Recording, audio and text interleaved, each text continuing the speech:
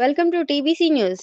ఈ నెల 15వ తేదీన బీసీ ప్రజా ప్రతినిధుల ఫోరం ఆధ్వర్యంలో హైదరాబాద్ ఇందిరా పార్కులో నిర్వహించబోయే బీసీల మహాధర్నాను విజయవంతం చేయాలని రాష్ట్ర సర్పంచ్ల సంఘం ఉపాధ్యక్షులు ప్రనిల్ చందర్ పిలుపునిచ్చారు. జిల్లా కేంద్రంలోని శివశక్తి నగర్ కమిటీ హాల్లో శనివారం మీడియా సమావేశం నిర్వహించారు. ఈ సందర్భంగా ఆయన మాట్లాడుతూ 42% బీసీ రిజర్వేషన్లకు చట్టబద్ధత కల్పించాలన్నారు. నిధుల ఫోరం తెలంగాణ రాష్ట్రంలో ఏర్పాటు చేసి వార్డు మెంబర్ స్థాయి నుంచి sarpanch, MPTC, ZPTC, MLA, MP, అన్ని కార్పొరేషన్ల చైర్మన్లు, జిల్లా పరిషత్ చైర్మన్లు ఇందులో భాగస్వాములుగా ఉండాలి. ఎందుకంటే బీసీ ఉద్యమాలు చాలా జరుగుతున్నాయి. చాలామంది బీసీ నాయకులు కూడా వారి శాయశక్తులా కృషి చేస్తున్నారు. ఈరోజు బీసీల హక్కుల డిమాండ్ల పైన కూడా చాలా కుల సంఘాలు పోరాడుతున్నాయి. వారందరికీ కూడా పేరు పేరున హృదయపూర్వకంగా ధన్యవాదాలు. మరి ఈరోజు బీసీలందరూ కూడా స్వాతంత్రం వచ్చిన నాటి నుంచి రాజ్యాధికారం దిశగా పయనించాలని చెప్పని కోరుతున్నారు. మరి ఈరోజు రాజ్యాధికారం దిశగా బీసీలను నడిపించాల్సిన బాధ్యత ప్రభుత్వాలపైన ఉన్నది.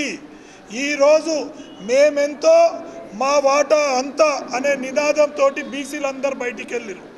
బీసీలకు రాజ్యాధికారం ఎవరు కల్పిస్తామంటే వారి వెంట వెళ్ళడానికి సిద్ధంగా ఉన్నారు. మరి అదే క్రమంలో ఈరోజు 2023 నవంబర్లో కామారెడ్డిలో ప్రస్తుతం అధికారంలో ఉన్న కాంగ్రెస్ పార్టీ ముఖ్యమంత్రి రేవంత్ రెడ్డి గారు వాళ్ళ కేంద్ర నాయకులను, రాష్ట్ర నాయకులను పక్కనున్న ముఖ్యమంత్రిని తెచ్చి ప్రకటన చేపించిండు. 42% బేషరతుగా బీసీలకు రిజర్వేషన్లు కల్పిస్తామని చెప్పని. మరి ఈరోజు బీసీ సమాజం మొత్తం ఎదురు చూసింది 18 నెలల నుంచి బీసీలకు మరి రిజర్వేషన్లు కల్పిస్తారా అని చెప్పని. మరి ఈరోజు నువ్వు ఏం చెప్పినావు? 42% రిజర్వేషన్లు ఇస్తా అన్నావు. మొన్న ఏం చేసినావు? అసెంబ్లీలో తీర్మానం చేసి రాష్ట్రపతికి పంపిస్తేవి కేంద్రానికి. మళ్ళీ నిన్న క్యాబినెట్ సమావేశం పెట్టి నేను ఆర్డినెన్స్ ద్వారా జీవో ఇస్తా అని చెప్పని. నీ హిమాచల్ ప్రదేశ్లో ఈ ఆర్డినెన్స్ నడవలే, నీ బీహార్లో ఈ ఆర్డినెన్స్ నడవలే.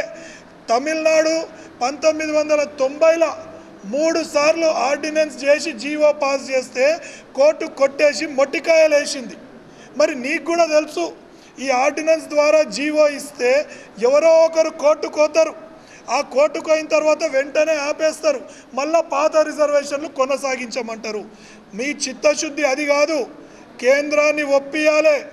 తమిళనాడు తరహాల 9th షెడ్యూల్లో పెట్టి ఆమోదింపజేసి కేంద్ర రాష్ట్ర ప్రభుత్వాలు చట్టం చేసి ఈరోజు ఎన్నికలకు పోవాల్సిన అవసరం ఉంది. నువ్వేమంటున్నావు?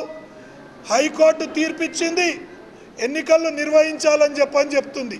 మరి హైకోర్టులో నువ్వు కేసు వేసినవా? లేదు, హైకోర్టులో మా సర్పంచులు కేసు వేసినారు ఎన్నికలు నిర్వహించాలని చెప్పని. మరి నువ్వేం చేయాలా? బీసీల పైన చిత్తశుద్ధి ఉంటే హైకోర్టుకి నేను రిజర్వేషన్ల సిస్టమ్ ఇస్తున్నా, 3 నెలల 6 నెలల లోపల నువ్వు రిజర్వేషన్ల సిస్టమ్ ఫైనల్ చేసి హైకోర్టుతో సమయం కోరి ఎన్నికలు నిర్వహించాలి. ఈ దుందుడుకు చర్యలు వద్దు. ఎందుకంటే ఇన్ని రోజులు బీసీలు మోసపోయినరు, ఇక పైన బీసీలు మోసపోవడానికి సిద్ధంగా లేరు. కామారెడ్డి డిక్లరేషన్లో ఈరోజు 42% రిజర్వేషన్ల హామీ అట్లే ఉంది. కామారెడ్డి డిక్లరేషన్లో బీసీ సబ్ ప్లాన్ ఏర్పాటు చేస్తామని చెప్పని అన్నారు. మరి 18 నెలలు గడుస్తున్నా, ఎన్ని అసెంబ్లీ సెషన్స్ అయిపోయినా బీసీ సబ్ ప్లాన్ ఊసే లేదు ఎక్కడ కూడా ఈ రాష్ట్ర ప్రభుత్వంలో. మరి అదేవిధంగా కామారెడ్డి డిక్లరేషన్లో ప్రతి ఏటా బీసీలకు 20,000 కోట్ల బడ్జెట్ కేటాయిస్తా అని చెప్పని ప్రకటించారు. 5 ఏళ్లకు 1,00,000 కోట్లు ఇస్తామని చెప్పని ప్రకటించారు. మరి ఈ రోజటి వరకు బీసీలకు బడ్జెట్లో ₹1 కోటి కేటాయించినవా అని చెప్పని నిన్ను ప్రశ్నిస్తున్నాం. యాదవ సోదరులకు ఇంతవరకు ఒక మంత్రి పదవి లేదు.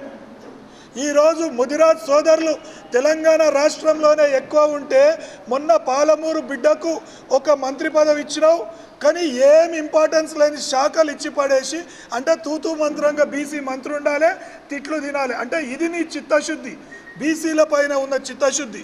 దయచేసి ఇక పైన మోసపోవద్దు బీసీలు. ఈరోజు పార్టీలకు అతీతంగా అందరూ బీసీ ప్రజాప్రతినిధులందరూ అంటే వార్డు మెంబర్ స్థాయి నుంచి ఎమ్మెల్యే ఎంపీ వరకు ఈ ఫోరంలో సభ్యులుగా ఉంటారు. ఈరోజు పెద్ద ఎత్తున చరిత్రలో ఎప్పుడు కూడా కనీ విని ఎరుగని రీతిలో 10,000 మంది బీసీ ప్రజాప్రతినిధులతోటి 15వ తేదీన ఇందిరా పార్క్ దగ్గర 10,000 మంది ప్రతినిధులతోటి మహాధర్నా కార్యక్రమం ఏర్పాటు చేస్తున్నాం. ఈ మహాధర్నా కార్యక్రమంలో ఖమ్మం నుంచి నిజామాబాద్ వరకు, గద్వాల్ నుంచి ఆదిలాబాద్ వరకు ఉన్న ప్రజాప్రతినిధులందరూ కూడా విధిగా పాల్గొనాలి. మన సద్దిమూట మనమే కట్టుకోవాలి. ఎక్కడ పోలీసు వాళ్ళు ఆపినా, ఎక్కడ ఆంక్షలు పెట్టినా ఇది మన ఆత్మ గౌరవ పోరాటం. 42% అనేది 61% ఉన్న బీసీల హక్కు. ఇది ఎవరు బిచ్చం అడగట్లేదు, మన హక్కు మనకు కావాలని చెప్పని కోరుతున్నాం. కాబట్టి మహబూబ్ నగర్ జిల్లాలో ఉన్న అన్ని కుల సంఘాల నాయకులను కోరుతున్నాం, అన్ని రాజకీయ పార్టీలో ఉన్న బీసీ ప్రజాప్రతినిధులను చేతులెత్తి వేడుకుంటున్నాం. 15వ తారీఖు నాడు ఇందిరా పార్క్ దగ్గరకు వచ్చి ఈ మహాధర్నా కార్యక్రమాన్ని విజయవంతం చేయాల్సిందిగా కోరుతున్నాం.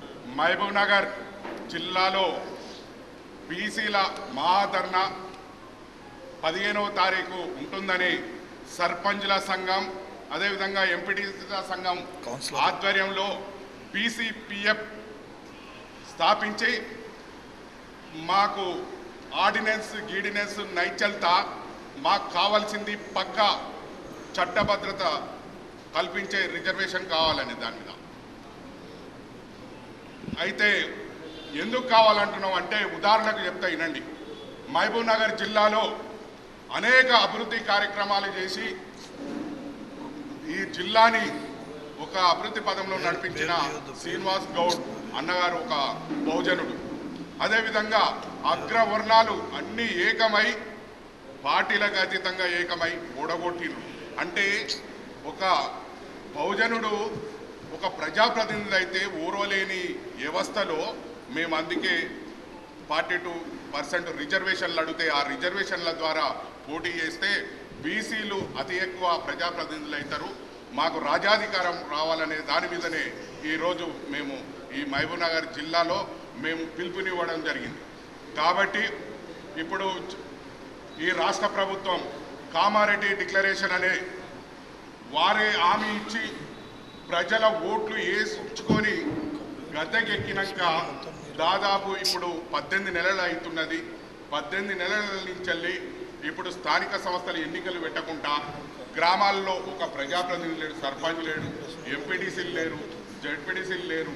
అంటే ఎందుకు ఓపిక పట్టుకున్నామంటే కామారెడ్డి బీసీ డిక్లరేషన్ కులగణన జరుగుతుంది, ఆ కులగణన ద్వారా అట్టడుగు వర్గాలకు న్యాయం జరుగుతుందని ఇన్ని రోజులు ఓపిక పట్టుకొని ఎదురు చూసిన తరుణంలో నిన్న క్యాబినెట్ మీటింగ్లో వారు ఏం చెప్తుండ్రు, ఆర్డినెన్స్ ఇస్తామంటారు. ఆర్డినెన్స్ ఏ రాష్ట్రంలో కూడా నిలిచిన చరిత్ర లేదు పక్కా అది. ఎందుకంటే ఎక్కడ చూసినా ఎక్కడ వేసినా ఏ రాష్ట్రంలో వేసినా నిలవలేదు.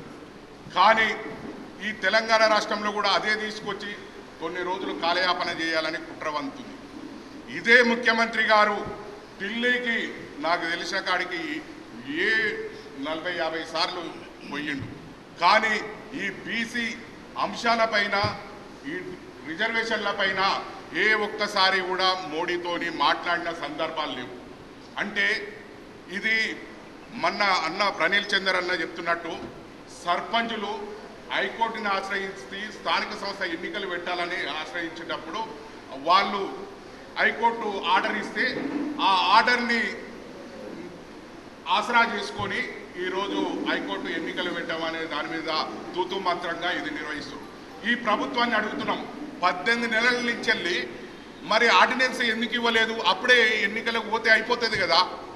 కానీ అది పోకుండా అది కాలయాపన చేసుకుంటూ ఇది బీసీలని ఒక మోసం చేసే కుట్ర జరుగుతుందన్నట్టు క్లియర్గా కనపడుతుంది. కాబట్టే మేము బీసీపీఎఫ్ ద్వారా 9వ షెడ్యూల్లో చేర్చి మాకు కేంద్రానికి పంపిస్తే కేంద్రం ఆమోదిస్తే అది రాష్ట్రపతి ఆమోదం తెలిపితే అప్పుడు చట్టభద్రత కలుగుతుంది, అప్పుడు బీసీలకు న్యాయం జరుగుతుంది. కానీ అది ఏదీ లేకుండా అనేక సార్లు ఢిల్లీ ప్రయాణం చేస్తుండు. ఇక్కడ ఉన్న రాజకీయ పార్టీ నాయకులని అదేవిధంగా కుల సంఘాల నాయకులని కలుపుకొని ప్రధానమంత్రి ఢిల్లీకి పోయి మరి ఆ ఢిల్లీలో ఆ కేంద్రం పైన ఒత్తిడి తేవాల్సిన పరిస్థితి ఉంటుంది. ఆ పరిస్థితిని తప్పించుకోనికి బడాబాయ్ చోడాబాయ్ ఇద్దరు ఒకటే అయి వీళ్ళు బీసీలను మోసం చేయాలనే ఒక కుట్రపూరితంగా కనపడుతుంది. కాబట్టి మేము బీసీపీఎఫ్ ద్వారా మేము స్థానిక సంస్థల ఎన్నికలు మాకు చట్టభద్రత కల్పించినాక రిజర్వేషన్లు కల్పించినాకనే ఎన్నికలు నిర్వహించాలని ప్రభుత్వాన్ని డిమాండ్ చేస్తున్నాం.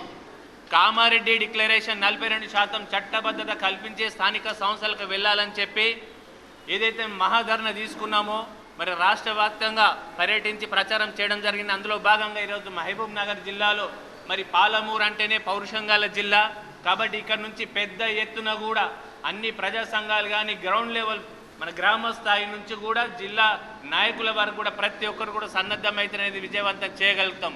ముఖ్యంగా రేవంత్ రెడ్డి గారు ఎన్నికలకు ముందు పిసిసి అధ్యక్షులుగా మరి అధికారం రావడానికి అనేకమైనటువంటి డిక్లరేషన్ ఇవ్వడం జరిగింది. అందులో ముఖ్యమైనది 42% స్థానిక సంస్థల బీసీ రిజర్వేషన్. మరి అతను అనుకోలేదు మనం అధికారంలోకి వస్తామని చెప్పి, అయినప్పటికీ కూడా ఆయన ఏ విధంగా చెప్పినా కూడా ఆ మాటలను కూడా తెలంగాణలోని బీసీ సమాజంలో ఉన్న ప్రతి ఒక్కరు కూడా నమ్మి ఈరోజు ఆయనకు అధికారం ఇవ్వడం జరిగింది. సంతోషం. 42% బీసీ రిజర్వేషన్ నువ్వు ఇస్తున్నావు, స్వాగతించిర్రు, సంతోషించిర్రు. కానీ అది చట్టబద్ధత కల్పించే ఇవ్వాలని చెప్పి కూడా సంవత్సరాల కాలం కూడా చెప్తా ఉన్నారు. మరి కాలయాపన జరుగుతూ ఉంది. ఆ తర్వాత సంఘాల నాయకులు రాష్ట్రంలో ఉన్నటువంటి పెద్దలు కూడా ఒత్తిడి చేస్తేనే డెడికేటెడ్ కమిషన్ వేసారు. ఆ కమిషన్లో కూడా ఉన్నతమైనటువంటి వ్యక్తులు ఉన్నారు తప్ప అట్టడుగున్నటువంటి బీసీ వర్గాల నుండి ఎవరు కూడా సభ్యులు అందులో లేరు. మరి పెద్దలు చెప్పిన విధంగా కార్పొరేషన్ 75 కార్పొరేషన్లో కూడా వారు కార్పొరేషన్ పదవులు ఇచ్చారు. అందులో కేవలం 45% అగ్రవర్ణాలు పెద్దోళ్ళే ఉంటే కనీసం 20% కూడా మన అట్టడుగు వర్గాలకి చైర్మన్ పదవులు వచ్చినటువంటి సందర్భం లేదు. మరీ ముఖ్యంగా జాతీయ నాయకులు రాహుల్ గాంధీ గారు చెప్తున్నారు, రేవంత్ రెడ్డి గారు చెప్తున్నారు మన తెలంగాణనే రోల్ మోడల్ కావాలి జాతీయ స్థాయిలో అని చెప్పి. ఇదే నా తెలంగాణ రోల్ మోడల్. మరి గతంలో కూడా మరి చూసినాం బీహార్లో కానీ హిమాచల్ ప్రదేశ్లో కానీ ఇలాంటి ఆర్డినెన్స్లు పాస్ చేస్తే మరి కోర్టులు జీవోలను రద్దు చేసినటువంటి సందర్భం. మరి తమిళనాడులో జయలలిత గారు 90లో ఒకసారి జీవో తీసుకొస్తే రద్దయింది, 92లో జీవో తీసుకొస్తే రద్దయింది, 93లో తను చివరిగా ఒకే మాట చెప్పింది, నేను ఢిల్లీ వెళ్తున్నాను చట్టబద్ధత చేయించి 9th షెడ్యూల్ పెడితేనే నేను తమిళనాడులో అడుగు పెడతా అని చెప్పి తమిళనాడు నుంచి బయలుదేరిన జయలలిత మరి ఆర్డినెన్స్ తీసుకొని చట్టబద్ధత కల్పించి 9th షెడ్యూల్లో పెట్టే తను తమిళనాడుకు వచ్చింది. మరి ఈ రోజున మన రాష్ట్ర ప్రభుత్వం గౌరవ ముఖ్యమంత్రి గారు ఈరోజు సంవత్సరంన్నర కాలం జరుగుతూ ఉంది. ఆల్ పార్టీస్ అన్ని రాజకీయ పార్టీలు కూడా ఈ బీసీ అంశంలో ఏకాభిప్రాయంతో ఉన్నారు. అయ్యా నువ్వు ఢిల్లీవో మేము వస్తాం, నువ్వు జంతర్ మంతర్ దగ్గర కూర్చుంటావా, నువ్వేం చేస్తావా, మేమందరం నీకు సపోర్ట్ చేస్తామని చెప్పి ఆల్ పార్టీస్ చెప్తున్నారు. ఇప్పటి కూడా ఈ వేదిక ద్వారా రేపు మహాసభ ద్వారా మేము ప్రభుత్వానికి గౌరవ ముఖ్యమంత్రి గారి ఒకే సమస్యను తెలియజేస్తున్నాం. అయ్యా నువ్వు తెలంగాణ సమాజాన్ని మోసం చేసే ప్రయత్నం చేయొద్దు. ఈరోజు ఉభయ సభల్లో నువ్వు తీర్మానం చేసినావు, గవర్నర్ ఆమోదం తెలిపింది, గవర్నర్ తర్వాత రాష్ట్రపతి దగ్గర బిల్లు ఉన్నది. ఈరోజు చట్టాలను నువ్వు గౌరవిస్తున్నావా అని చెప్పి మేము అడుగుతున్నాం. ఉభయ సభల్లో తీర్మానం చేసిన తర్వాత నువ్వు క్యాబినెట్లో ఎట్లా తీర్మానం చేస్తావని చెప్పి కూడా మేము ప్రశ్న ఇస్తున్నాం. గతంలో గౌరవ ముఖ్యమంత్రి గారు మాజీ ముఖ్యమంత్రి గారు తెలంగాణ ప్రభుత్వంలో మరి చంద్రశేఖరరావు గారు ఇదే విధంగా జీవో 34% తీసుకొస్తే మరి జీవోను కోర్టులు రద్దు చేసినటువంటి సందర్భం నీకు తెలుసు. రద్దు చేసిందని చెప్పి నేను చట్టబద్ధత కల్పిస్తా అని చెప్పి నువ్వు అధికారంలోకి వచ్చినావు. ఈరోజు 16 నెలలు దాటిపోతుంది కాబట్టి ఇంకా సమయం ఎక్కువ లేదు. ఈరోజు కనుక నువ్వు చట్టబద్ధత కల్పించకపోతే రాబోయే స్థానిక ఎన్నికల్లో ఖచ్చితంగా నువ్వు పరాజయాన్ని చూడక తప్పదని చెప్పి కూడా ఈ సందర్భంగా తెలియజేస్తూ కాంగ్రెస్ పార్టీ కామారెడ్డి డిక్లరేషన్ చేయాలి అనుకుంటే దాన్ని నాన్చేటువంటి ధోరణి అవలంబిస్తూ ఉన్నది. కామారెడ్డి డిక్లరేషన్లో ఇచ్చినటువంటి 42% రిజర్వేషన్ ఇస్తామని చెప్తే బీసీ బిడ్డలందరూ కూడా నమ్మి ఓట్లు వేస్తే ఈరోజు కాంగ్రెస్ పార్టీ అధికారంలోకి రావడం జరిగింది. అధికారంలోకి వచ్చిన తర్వాత తూతూ మంత్రంగా అసెంబ్లీలో తీర్మానం చేసి కేంద్రానికి పంపించడం జరిగింది. అంటే తూతూ మంత్రంగా చేయడం మూలంగా వచ్చేదేమున్నది, ఏదో మేము చేస్తాం అవుతుందిలే అనే ఉద్దేశంతో, అంటే చిత్తశుద్ధితో పనిచేయాలని చెప్పి కాంగ్రెస్ పార్టీకి లేదు. ఇప్పటి వరకు మంత్రుల బృందం మరి ప్రధానమంత్రి దగ్గరికి వెళ్ళి బీసీలకు రిజర్వేషన్ చట్టబద్ధత కల్పించాలని చెప్పి ప్రధానమంత్రి గారికి మంత్రుల బృందం ముఖ్యమంత్రి గారు వెళ్ళలేదు. ఇప్పటి వరకు ఎందుకు వెళ్ళలేదో ఆలోచించాల్సినటువంటి అవసరం ఉన్నది. ఈరోజు రాష్ట్రంలో కులగణన చేసినటువంటి విషయాన్ని మనం అందరం గమనించాలి. ఇప్పటి వరకు బీసీలు మీరు కులగణన చేశారు, ఎంతమంది ఉన్నారో బీసీల లెక్కలు తేల్చాల్సినటువంటి అవసరం ఉంది. ఇప్పటి వరకు బీసీల లెక్కలు తేల్చలేదు. అలాగే డెడికేషన్ కమిషన్ వేయాలి, డెడికేషన్ కమిషన్ కూడా వేయలేదు. ఇలా అనేక రకాలుగా మోసం చేసేటువంటి కుట్ర జరుగుతూ ఉన్నది.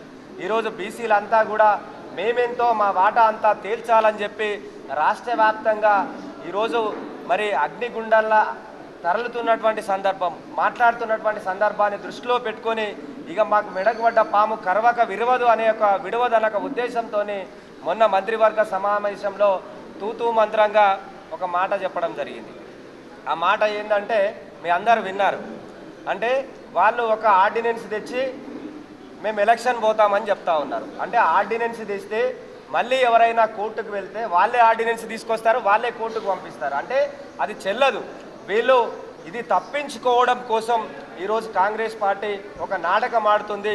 మీరు ఇచ్చిన హామీని నిలబెట్టాలి, ఖచ్చితంగా చట్టబద్ధంగా 42% రిజర్వేషన్ కల్పించాలని చెప్పి మరి కుమార్ గౌడ్ ఆధ్వర్యంలో 15వ తారీఖు నాడు జరగబోయేటువంటి మరి సర్పంచుల సంఘం కావచ్చు, సర్పంచుల సంఘం నుంచి అందరు ప్రజాప్రతినిధులు, ఎంపీటీసీల సంఘం నుంచి అందరు ప్రజాప్రతినిధులు మీ బాధ్యతగా, ప్రజా సంఘాల నుంచి మన బాధ్యతగా 15వ తారీఖు నాడు జరగబోయేటువంటి ఇందిరా పార్క్ దగ్గర జరగబోయేటువంటి మహాధర్నాకు విచ్చేసి మరి ఈ రాష్ట్ర ప్రభుత్వానికి కళ్ళు తెరిపించాల్సినటువంటి అవసరం ఎంతైనా ఉంది.